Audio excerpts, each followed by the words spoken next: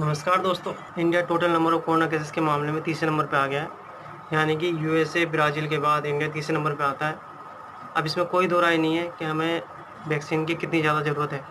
जितनी जल्दी वैक्सीन हम बना पाएंगे उतनी ज़्यादा हम लोगों की जानें बचा पाएंगे। बाबा रामदेव के हिसाब से तो हम पहले ही कोरोना का ट्रीटमेंट निकालना है 100% रिकवरी रेट के साथ with in 7 days.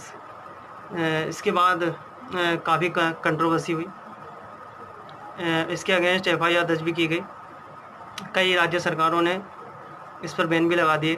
Indian council of medical research ये उम्मीद लगाए बैठे हैं कि इंडिया वर्ल्ड की पहली कोविड-19 वैक्सीन लॉन्च करेगा, जो कि पूरी तरह मेक इन इंडिया होगी और 15 अगस्त को ये लॉन्च होगी, यानी इंडिपेंडेंस डे के दिन।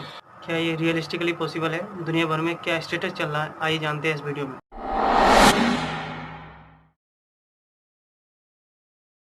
वैक्सीन को समझने के लिए शुरुआत करते हैं कि वैक्सीन होती क्या है और ये कैसे काम करती है।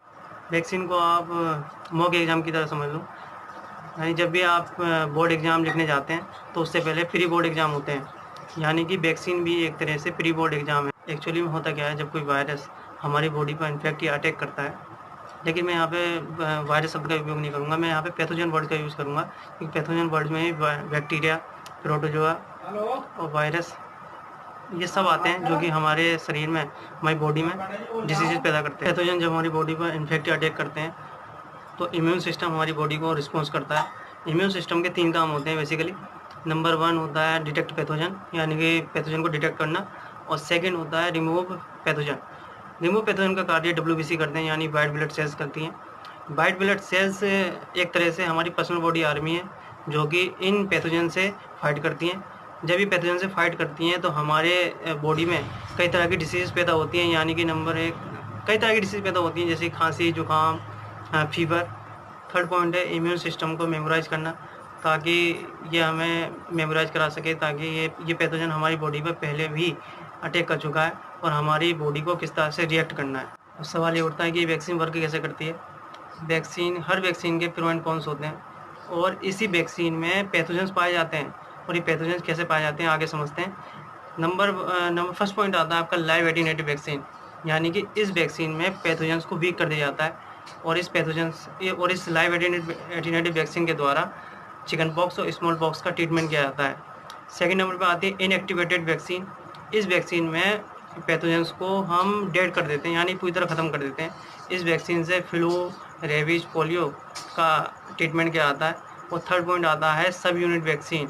इस वैक्सीन में हम फ्रेगमेंट करते हैं, यानी कि पैथोजन्स के छोटे छोटे पार्ट कर देते हैं, जिससे कि उसका इलाज किया जा सके, और इसमें हेपेटाइटिस बी और HBV का इलाज किया जाता है।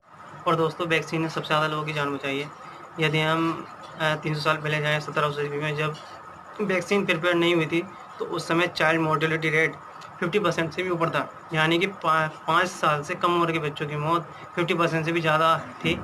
तो आज के समय में अगर हम इसकी कंपैरिजन करें तो आज के समय में चाइल्ड मोर्टेलिटी रेट 1% से भी नीचे है, यानी कि आप अंदाज़ा लगा सकते हैं कि वैक्सीन कितनी कारगर होती है। सवाल ये उठता है कि वैक्सीन को तैयार करने में समय कितना लगता है। वैक्सीन को तैयार करने में एवरेज 10 ईयर्स लगते हैं, यानी कि आप अंदाज़ा लगा सकते हैं कि कितना समय लगता है वैक्सीन को बनाने में। लेकिन एक्सपर्ट्स कह रहे हैं कि कोविड-19 की वैक्सीन बनाने में जिस स्पीड से काम चल रहा है, तो 1 से 1.5 साल के अंदर अंदर ये वैक्सीन तैयार हो जाएगी। लेकिन fastest vaccine ever produced till now, mumps की वैक्सीन बनाने में लगभग 4 साल लगे थे, यानी कि ये एक ही वैक्सीन है जिसे सबसे कम समय लगा था वैक्सीन बनने में। तो आप अंदाज़ा लगा सकते हैं कि कितना समय लगता है।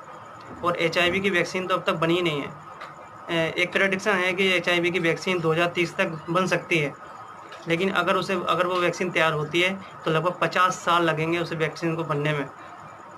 यदि आपको मेरा काम पसंद आता है तो कमेंट्स करके ज़रूर बताएं, सब्सक्राइब कर देना और शेयर ज़रूर करना। नमस्कार।